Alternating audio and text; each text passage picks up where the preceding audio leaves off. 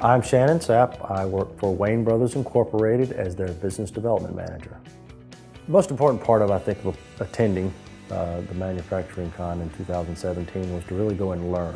Learn about what people are teaching, learn about some new applications, new processes, and I think really what we really got out of going and learning was some best practices to share. Out of all the events that are out there that support manufacturing, if you're going to attend one this year, this would be the one to attend.